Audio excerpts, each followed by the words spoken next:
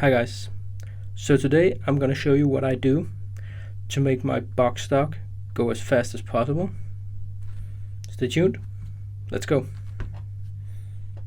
So both of these cars fall under the box stock category, but they are very much different in the fastest lap and even more so in the mean value lap, like overall. So this is a lot more consistent, and now I'm gonna show you what I normally do. These two are raced with the same tires. Of course right now they don't have that on, just for display purposes, but they were raced to set this time with equal tires. So let's see on this what I did to make it this much faster than the other one. Okay, let's start from the front. So most box stock classes are very strict on what you can change, so that's why you need to find the maximum performance in what you got on the chassis. So we're starting out. I know this is an aluminium knuckle. I got the plastic ones back here. They're both 0 degrees, clearly stated. So these don't make that much of a difference in reality. So the control arm up here first. Ideally you want it to not flop around, like being super loose. It should be very loose, but the moment you get it to the point where it just can flap around, you will experience some tolerances in here. So you'll have, I don't know if it's the English word, the slop, but you'll have some slack or whatever it is.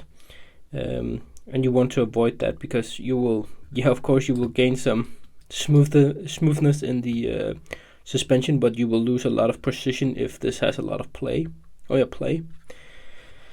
And so what you do is that normally we'll bind up on this, and if you take too much off of here, you are going to have to change this one. You can, of course, but I find it a lot easier to just sand down in here, right there, until it will function smoothly on this. Sand a little, dry, sand a little, dry, until you get there. The next thing I do, it was just I'll be making a video on how to perfect parts like balls and all of these things, but there's a lot of videos on this, so it's not going to be this one. But normally not a lot of people do this, and I don't know why. In 12 scale it's a very common thing, in the fact that you put on some dampening in the front, because this is purely spring based, so there's no dampening on the front. So this can make the front end a little bit chatty and a little bit nervous. So normally what I do is make sure this ball is completely clean and the kingpin is completely clean. And this should have been prepared beforehand. This is 10,000 diff lube. It's very, very thick. And what I normally do is I lube it up just ever so slightly. This is taking forever. So the tiniest amount here, and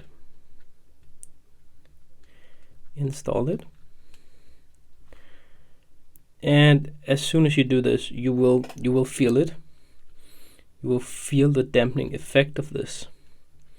Of course, you are a racer now, so I say that with a bit of irony, but you are a racer now, so that requires of you to have a maintenance regime for your car.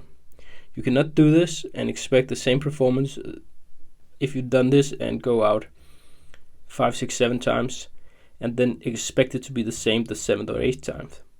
You need to clean this and you need to maintain this.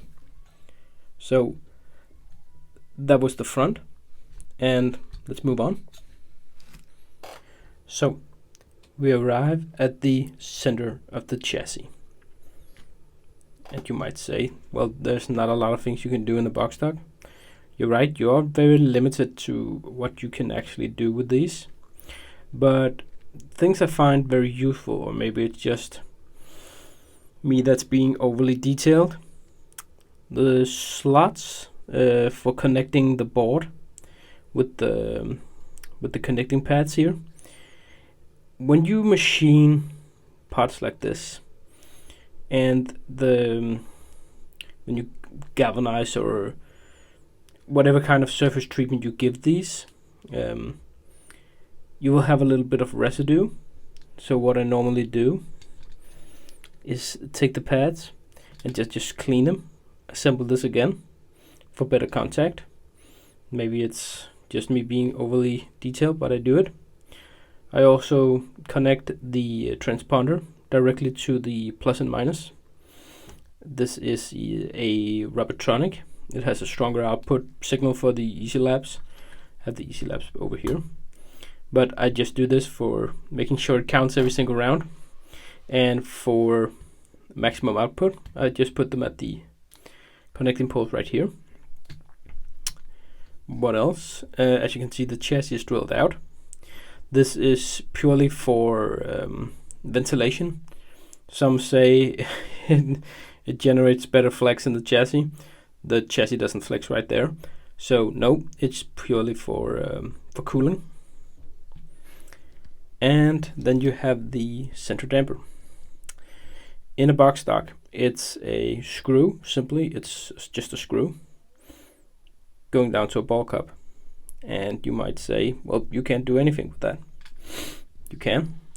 So the first thing I do with a box stock is I don't like having this much part droop.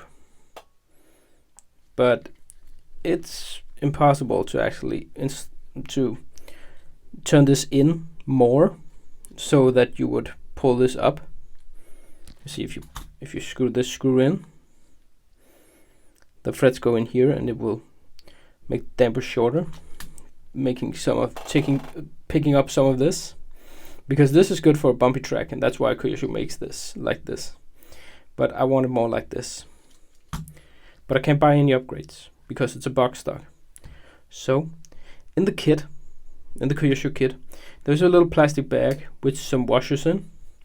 And these washers, if you take this apart, screw this apart, hold on this, screw here.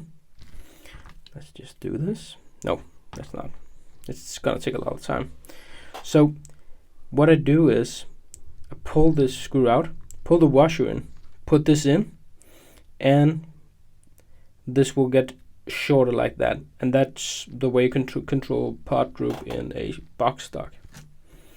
What I also normally want is some dampening, just like in the front. It calms the car. I know it's not that fast, but it's nice to have a calm car. This is a very sticky grease.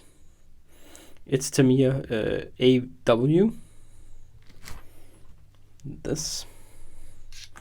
And it is perfect for these dampers. They create like a fine film, or like a fine film on this, and it works. It dampens the damper. So I'll just assemble this, and you can see the part droop. So here is the visuals of the part droop. Hopefully it's clear that the race box stock here, it has a lot less, and this one has the stock amount. So this one is almost flat, and this one, drops down a lot. So next item.